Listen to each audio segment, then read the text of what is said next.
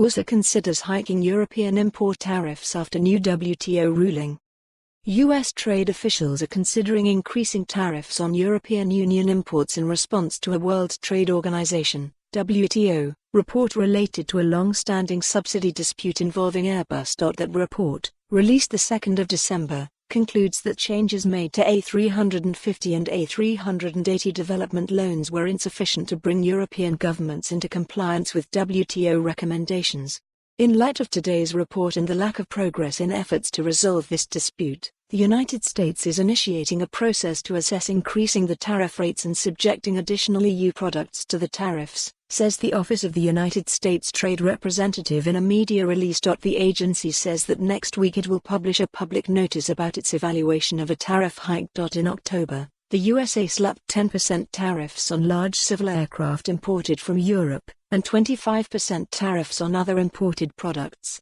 Most of the tariffs affect items imported from France, Germany, Spain and the United Kingdom. The tariffs responded to a WTO ruling in October that green-lighted the US to impose $7.5 billion in annual tariffs on European goods as compensation for alleged subsidies received by Airbus from European governments. The subsidies involved A380 and A350 development loans. The dispute relates largely to loans Airbus received from European governments to develop the A380, seen here, and A350Michael Probst, AP/ShutterstockBut. As the tariffs took effect, a WTO compliance panel was examining whether the European Union and the countries had already taken steps to comply with WTO recommendations. Now the compliance panel has issued a report that largely determines that subsidies have not been addressed.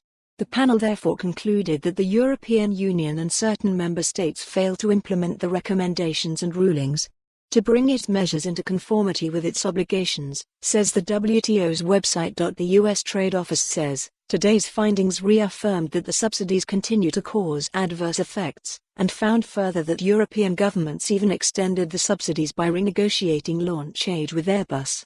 Boeing calls the ruling a complete loss for Airbus and its government sponsors. It confirms what has long been clear: the EU has failed to comply with WTO rulings despite having years to do so, and billions of euros of illegal government subsidies to Airbus continued to harm the U.S. aerospace industry, Boeing says in a media release. We hope that Airbus and the EU will now finally turn their energies to resolving this case. Airbus, meanwhile, read the WTO's the 2nd of December report entirely differently, insisting the findings support a $2 billion annual reduction in tariffs. The European airframer bases that figure on the WTO panel's finding. For more on this story, visit the news article link.